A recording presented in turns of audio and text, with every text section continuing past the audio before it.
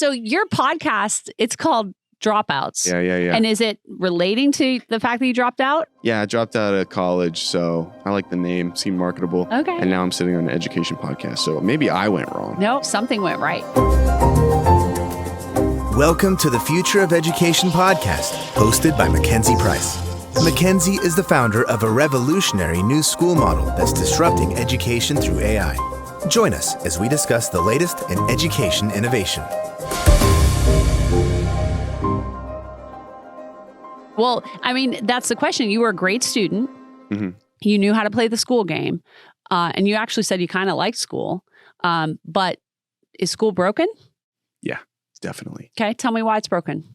At a certain point when you get to a knowledge base of definitely things you need to know and a little above things you need to know just in case, you're not then thrown into your passions at all. Mm-hmm. You know, it's this lane, and if you go off that lane, you're scrutinized, and it's been baked into friends and family and generations that, you know, if you don't learn this way and you don't, you know, educate yourself this way at this place with this, then it doesn't mean anything.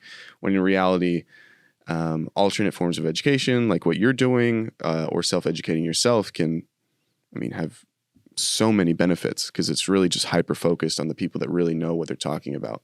Yeah. So that's what I've noticed. I think it's a phenomenally hard system to change just with the sheer volume of kids in the nation, you know. But yeah. Boy, you're telling me it is a hard system to change. And, you know, I think people just want to continue doing the same thing over and over. Definitely. And it's like time to do something different. That's what we're trying to do. Definitely. But that intersection of what I always call it, it's helping kids find the intersection of their passions and their talents. Yeah. And I don't think traditional school does a good job of that at all. No. You're definitely just a number that you just have to, they're kind of herding the cattle towards one section or another. I would go home every day after middle school and read like Entrepreneurial Magazine and get really inspired by what people were able to do. And I noticed people had alternate versions of education and they learned a lot of things by themselves or finding a mentor or things that were very specific to what their passions or talents were. So that's where it really opened my eyes that if there was a system where they allowed it, similar to what you guys have built, it just let kids flourish and feel like they weren't trapped in not knowing what they want to do and then having to do something they're not interested in. Yeah. Well, I love that idea of not making kids feel this pressure that they have to follow this path. You got to go to college. If you're interested in medicine, that means you're going to be a doctor, which means you got to go to college and then you got to go to med school. And that's when you're going to do that. And we're big fans of the idea of like, let's allow kids to start pursuing what they're interested in now. And one of our students, Grace, you know, she ended up creating a documentary as a senior in high school that's gotten like almost 5 million views on X. And she wasn't told, okay, you're interested in cancer. You know, we'll see you in 8 years when you finally graduated and done all of that school. Okay, so you're a famous dropout. I have a list of some other famous dropouts, and I'm curious, do you like any of these guys or people, I should say? They are all men. And are you good at impersonations? I feel like I've heard you are. Mm-mm. No? I don't know who you heard that from, but they've been lying. I thought you were. Okay, then I'm not right. No, I'll try them, though. Okay, well, better believe that. Here's some very famous tech dropouts, right? Okay. Well, actually, you tell me, who do you think is on this list? Probably Zuckerberg. Zuckerberg's there. Gates. Bill Gates dropped out of Harvard, and so did Zuckerberg. Steve Jobs, did you know he dropped out? Yes. Who else? How many are on the list? There's a lot. There's someone here in Austin. You've never been to Texas, but he's a big computer guy. He dropped out of University of Texas, Michael Dell of Dell Computers. Yeah. He did that. Jack Dorsey. Yeah. Ralph Lauren. Did you know that Walt Disney dropped out? Yeah, he froze his education, I heard. He dropped out. He dropped out of high school, actually. And Jay-Z. Oh, nice. Jay-Z did something else. Jay-Z wasn't he was like a drug dealer for a long time. Yeah, he never mentioned it to me every time we've hung out, but yeah, I think him and Walt used to definitely do some lines together. I have a friend of mine who always tells the story that, you know, drug dealers are just entrepreneurs who pick kind of the wrong line of work, right? But they're experts in imports, exports, distribution channels, marketing, sales, customer management, financial management. They do all of that stuff. They're just kind of I was into the wrong wondering spot. because when I walked in, your daughter offered me a zip, and I was like, oh. and then she was like, it's entrepreneurialism. My mom tells me I have to sell drugs if I want to learn stuff. Disclaimer, this is not true. We're not doing this at this school. Okay, so enough about you, Zach. Let's talk about what you think of me. I think you're an angel on earth. I feel like education, you've wrapped your arms around it and you've let it flourish. You've brought education, you put it in that cocoon and you let that butterfly fly. 2-hour learning, huh? Let's hear about it. Okay, great. Go. All right, 2-hour learning. It does not take all day to crush academics. You don't have to sit in class all day. Do you think you would need to sit in class all day? No. No. So we're doing it in 2 hours a day. We're taking technology and doing what it's great at, which is providing kids with exactly the level and the pace of education they need. And that's like become even more important recently when kids are so far behind. And, in traditional school, you take a 6th grader who's maybe reading at a 1st or 2nd or 3rd grade level, they're still having to go into a normal classroom and do 6th grade material, right? And that it doesn't work. Yeah. And so that's one of the big things that we're able to do. But I think I mentioned this earlier, like the ed tech part of our 2-hour learning is just a small part of it. The key is motivation. Mm-hmm. And so, you've talked about your mom who sounds amazing and she had high expectations for you. She can't cook very well, but she's great. Well, she's she had high expectations. And I think right there, that's a big part of what helps kids be successful is when they have somebody who's cheering them on and believes that they have the ability to do whatever they're setting their mind to. Yeah. And that's for us, we have guides.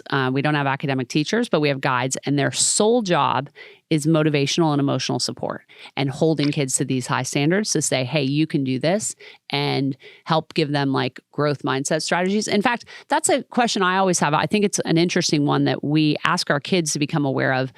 When you're struggling or you're feeling a challenge, what is the negative talk that might tend to come to you? And do you have like growth mindset strategies that you use to work through those? Yeah, I think my job is very interesting. I've worked a lot of things. Used to work at Outback Steakhouse, used to work in construction. This job is just very unique because everyone can kind of see how you're doing, at least metrically, where, I could go work at a restaurant and come back. And even if I had a bad day and someone asked me, I could be like, yeah, no, it was fine. Just kind of brush it off.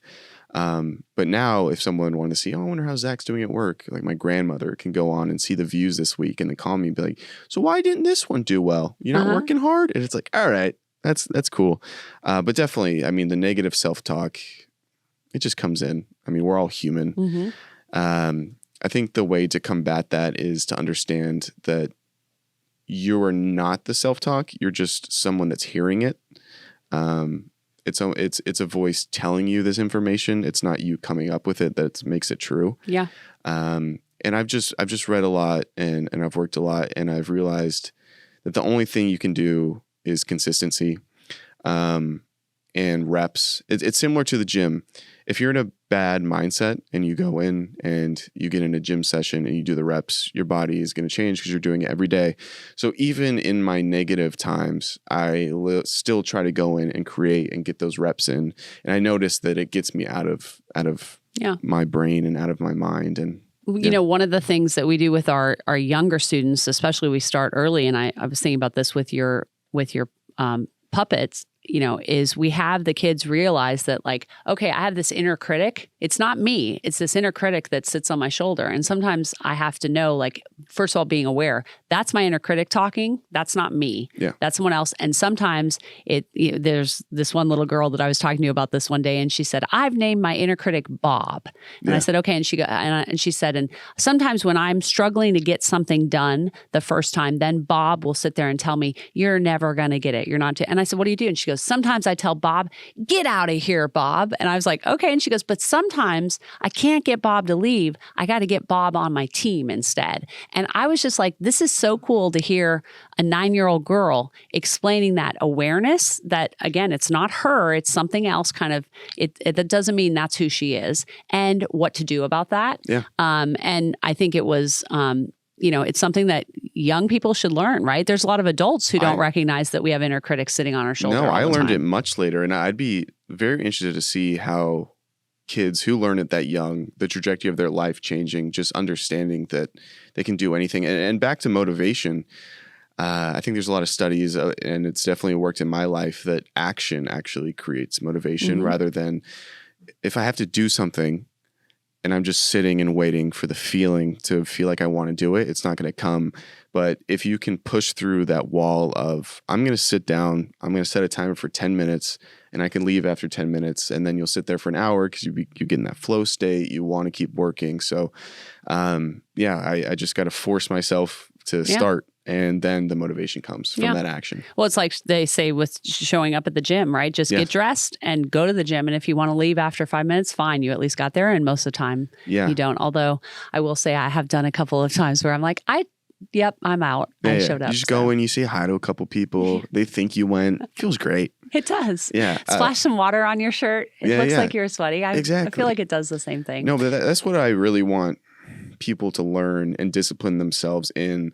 Because it is so hard. Sometimes, even if you're in a state of depression, you're sitting, it's hard to send an email that might help you in life. It's hard to do a small task that'll help you in life. But if you're sitting there and you can get past the part where your brain is telling you not to do something and you're actually in control, not the little voice, I think you just can go so much farther because that motivation comes always when you start the action. Yeah.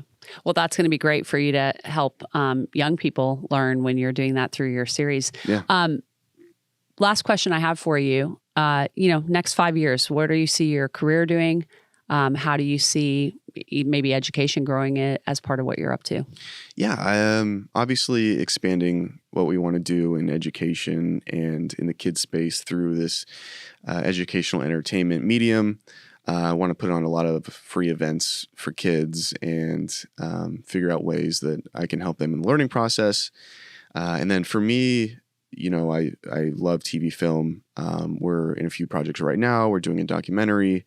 We are in casting for film. Like I said, we're out to a bunch of big networks. We're in a development deal with Amazon. Like, we're having some really cool things that I'm excited to expand my team, give chances to people that might never have the chance. And I think what I'm most excited about is I have no clue what it'll be. I didn't know where I would be 5 years ago. Like, I had some inkling of this is what I want to be, but I think I'm excited about finding the new paths I'm also interested in, not kind of boxing myself in. If this is not my future, I won't be happy.